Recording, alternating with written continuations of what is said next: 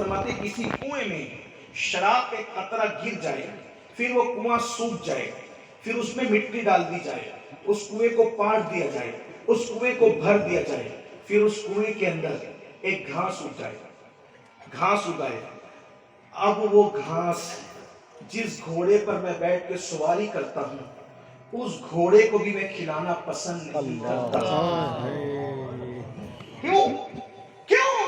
کیونکہ اس کے اندر شراب کا قطرہ گرا ہے۔ حالانکہ شراب گر جائے، کنواں سوکھ جائے تو ناپاکی کا حکم باقی نہیں رہتا، لیکن یہ مولا علی کا تقویٰ ہے۔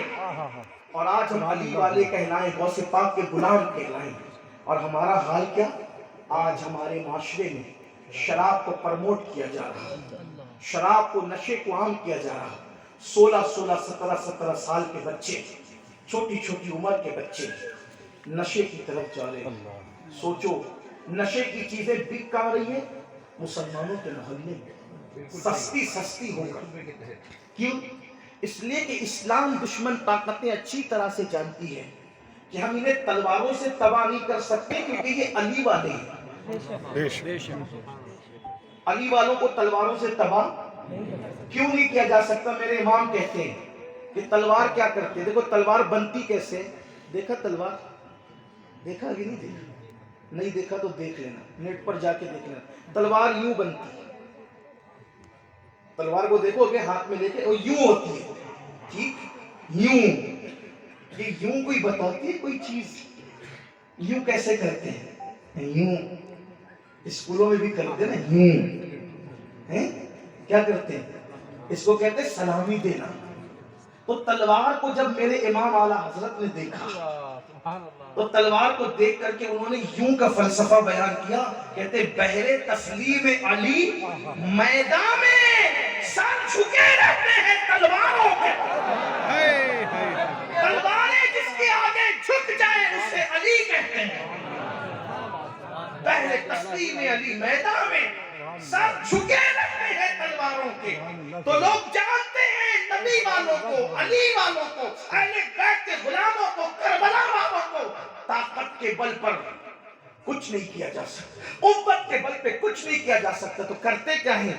کسی انگریز مفکر نے، کسی انگریز، گفتگو سمیٹتے ہوئے کہہ رہا ہوں، پیغام دیتے ہوئے جا رہا ہوں، توجہ کرنا۔ صلیبی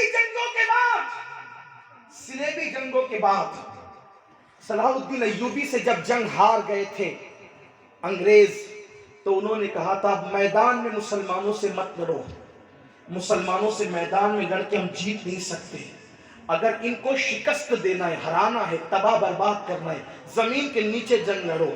اس لیے کہ تلوار اور جب وہ ہتھیار مسلمانوں کو اتنا نقصان نہیں پہنچا سکتے جتنا شراب اور شباب مسلمانوں کو نقصان پہنچا سکتے۔ اس لیے ان کو نشے میں مبتلا کرو، ان کو جوے میں مبتلا کرو، ان کو عورتوں کی محبت میں مبتلا کرو، ناجائز تعلقات میں اکساؤ۔ اور افسوس میرا وہ جوان جو کبھی علی اکبر کی سنت پہ عمل کرنے والا تھا، کبھی خالد بن ولید کے نقش قدم پہ چلنے والا تھا، کبھی طارق بن زیاد کے نقش قدم پہ چلنے والا تھا، آج نشے میں مبتلا ہو رہا ہے، شراب میں مبتلا ہو رہا ہے، جوے میں مبتلا ہو رہا ہے۔ یاد رکھنا، جس کے ہاتھ میں جوے کے آلات ہیں، جس کے ہاتھ میں جوا جو کھیلتے ہو نا، جس طرح کا بھی جوا ہو، ایک بات میں وضاحت کر دوں، اگر موبائل آپ کے ہاتھ میں ہے اور اس کی اسکرین پر قرآن ہے تو آپ کا موبائل گویا کہ مصحف قرآن سے کم، کیونکہ اس کی اسکرین پہ قرآن آ گیا، وہ مصحف قرآن سے کم نہیں۔ لیکن اسی اسکرین پر اگر فلم آ گئی تو وہ سنیما سے کم نہیں ہے، اسی پر جوا کھیلنے کا گیم آ گیا تو وہ جوے کے آلات سے کم نہیں ہے۔ اور فرمایا گیا جس کے ہاتھ میں جوے کے آلات ہوں گے قیامت میں وہ اس حالت میں اٹھے گا کہ اس کے ہاتھ سور کے خون میں رنگے ہوئے ہوں گے۔ موبائل پر جوا کھیلنے والوں، موبائل پر گیم کھیلنے والوں، اس دن تمہارے پچھتانے کا اور اس دن تمہارے پچھتاوے اور رونے پھگا کا حال کیا ہوگا، آہو بکا کا حال کیا ہوگا۔ جب تم اپنے موبائل پر گیم کے نام پہ جوا کھیلتے ہوں گے تو تمہارے ہاتھ سور کے خون میں رنگے ہوں گے اور کتنا پچھتاؤ گے.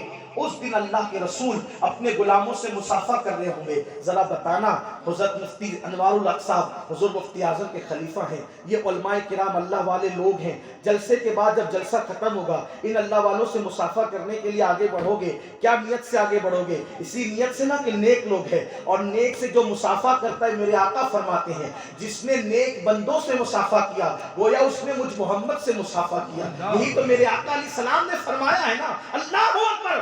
تو یہاں عالم سے, نیک لوگوں سے, اللہ والوں سے اس لیے مصافحہ کرنے آگے بڑھتے ہو کہ ان سے مصافحہ گویا نبی سے مصافحہ ہے. تو اس لیے ایک دوسرے پہ گر پڑتے ہو, ایک دوسرے سے آگے بڑھتے ہو, ایک دوسرے پہ سبقت کرتے ہو. اب مجھے بتاؤ, وہاں تو کوئی عالم نہیں ہوگا, ڈائریکٹ اللہ کے رسول ہوں گے اور حضور مصافحے کا شرف بخش رہے ہوں گے.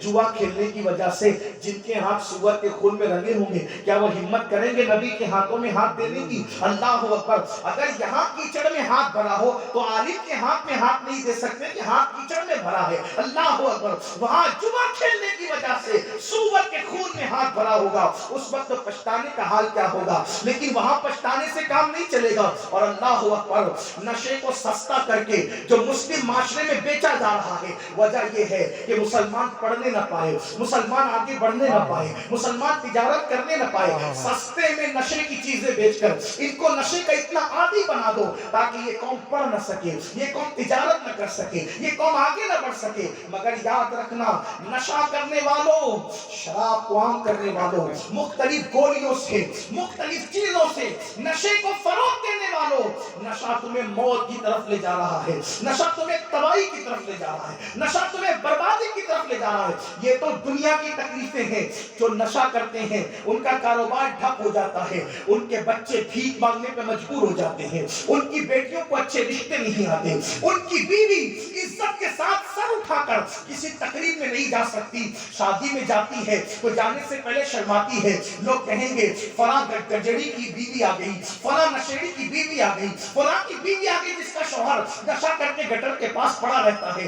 ان کے بچے اسکول جاتے ہیں تو عزت کے ساتھ نہیں جا سکتے, اس لیے کہ ان کے بچوں کو یہ کہا جاتا ہے اس کا باپ تو نشہ کر کے گٹر کے کنارے پڑا رہتا ہے. مسلمانوں, ہم نشہ کرنے نہیں آئے ہیں, ہم نشہ کرنے نہیں آئے ہیں. لیکن ہاں, اگر نشہ کرنے کا شوق ہے تو میں کہوں گا ٹھیک ہے, نشہ ہی کرنا ہے تو چلو آؤ, آج میں آپ کو کہتا ہوں کہ چلو نشہ کرتے ہیں, آپ بھی نشہ کریں, میں بھی نشہ کروں. لیکن وہ نشہ کیوں کرے جو نشہ کھڑے ہوئے کو گرا دیتا ہے؟ آؤ وہ نشہ کرتے ہیں جو گرے ہوئے کو اٹھا دے. آؤ وہ نشہ کیوں کرتے ہیں جو غریب, جو امیر کو غریب بنا دے. آؤ وہ نشہ کرتے ہیں جو غریبوں کو مالدار کر دے. وہ نشہ کیوں کرتے ہو جو نشہ ذلیل کر دے. آؤ وہ نشہ کرتے ہیں جو ذلیلوں کو عزت عطا کر دے. وہ نشہ کیوں کرتے ہو جو تمہاری عزت کا نیلام کر دے. آؤ وہ نشہ کرتے ہیں جو عزت کو نیلامی سے بچا دے. وہ نشہ کیوں کرتے ہو جو قبر میں تمہیں سور بنا دے.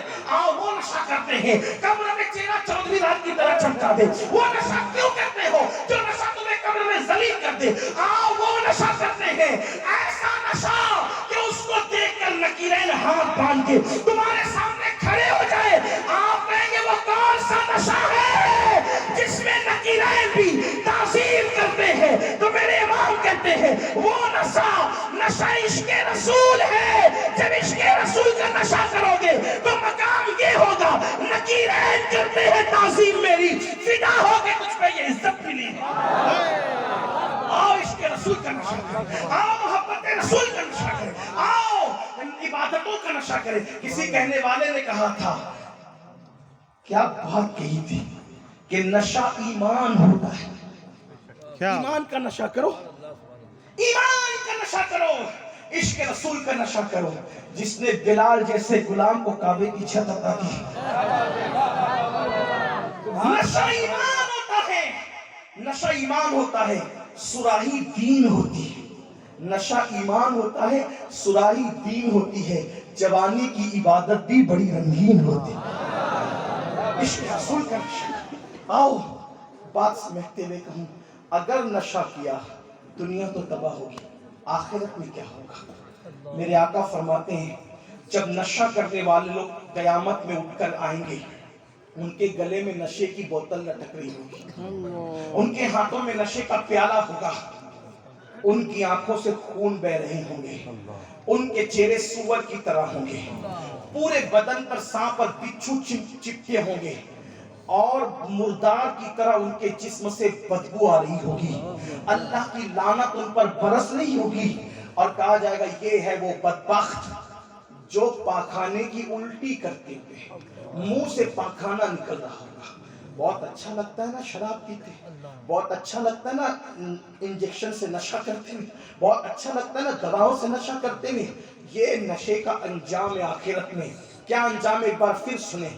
چہرہ سور کی طرح، آنکھوں سے خون بہتا ہوا، گلے میں شراب کی بوتل، ہاتھ میں پیالہ، شراب کا پیالہ، جسم سے سانپ اور بچھو چمٹے ہوئے، لعنت برس رہی ہے، اور منہ سے پاخانہ غلاظت نکل رہی ہے، مردار کی طرح جسم سے بدبو آ رہی ہے۔ کہا جائے گا یہ ہے نشہ کرنے والے لوگ، تو محشر والے دیکھ کر ان پہ لعنت کریں گے۔ میرے آقا فرماتے ہیں جو نشہ کرے اس کو سلام نہیں کرنا، بیمار پڑ جائے اس کی عیادت نہیں کرنا۔ اگر آپ اجازت دیں ایک آخری حکایت پڑھ دوں، حالانکہ